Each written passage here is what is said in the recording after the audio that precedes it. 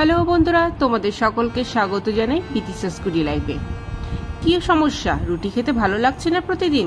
কোনো প্রয়োজন নেই। রুটি, লুচি, পরোটা একদম একঘেয়েমি হয়ে গেছে। তাই মুখের স্বাদটা বদল করে নিতে আজকেই বানিয়ে ফেলো হেলদি আর টেস্টি সুজির চিলা। কি মনে হচ্ছে খুব সময় লাগবে? একদমই না, একদম অল্প সময়ে এটা বানিয়ে নেওয়া হবে। আর বাড়ির ছোট থেকে বড় সকলেই চেটে পুটে খাবে। তাহলে ঝটপট দেখে নাও রেসিপিটা।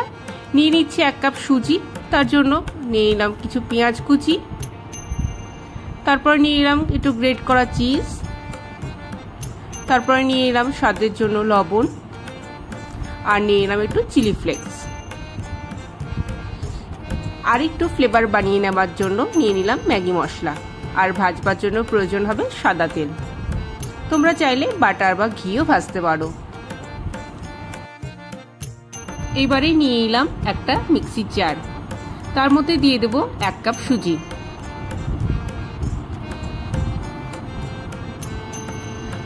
আর আমি যে কাপে মেপে সুজিটা দিয়েছি সেই কাপে মেপেই 1 কাপ জল আমি দিয়ে দিলাম। এবার একটা মিহি পেস্ট বানিয়ে নেব। দেখে নাও কি সুন্দর একটা মিহি পেস্ট তৈরি হয়ে গেছে। এবারে নিয়ে নিলাম একটা বড় সাইজের বাটি, তার মধ্যে দিয়ে দিলাম করে রাখা সুজির পেস্টটা। এবারে দিয়ে দিলাম পেঁয়াজ কুচি, সামান্য একটু চিলি ফ্লেক্স আর স্বাদ অনুযায়ী লবণ।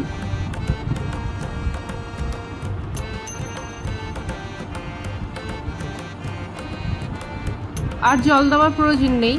তারপর হাতার সাহায্যে ভালো করে নেড়ে চেড়ে নিলেই, মিশিয়ে নিলেই হয়ে যাবে।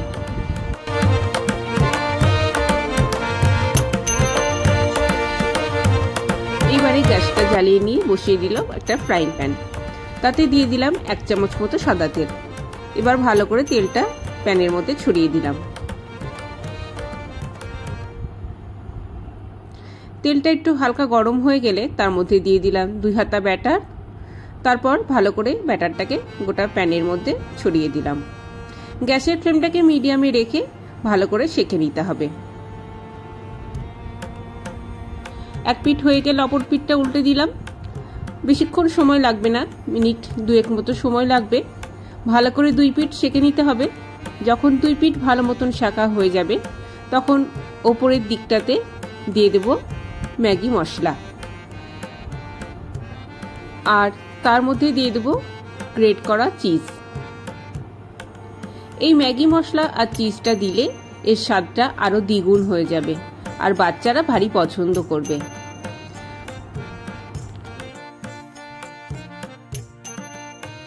এইবারে চিলাটাকে মাঝখান থেকে একটু ফোল্ড করে দিয়ে এপিট ওপিট আর একটু সেঁকে নিতে হবে। ব্যাস, তাহলেই রেডি হয়ে যাবে। তো বন্ধুরা, কেমন লাগলো আমার এই আজকের রেসিপিটা অবশ্যই জানাবে কমেন্ট করে। আর এই রেসিপিটা যেহেতু ঝটপট হয়ে যায়, তাই তোমরা টিফিন বক্সের জন্য ট্রাই করতে পারো, আর ব্রেকফাস্টের জন্য তো করতেই পারো।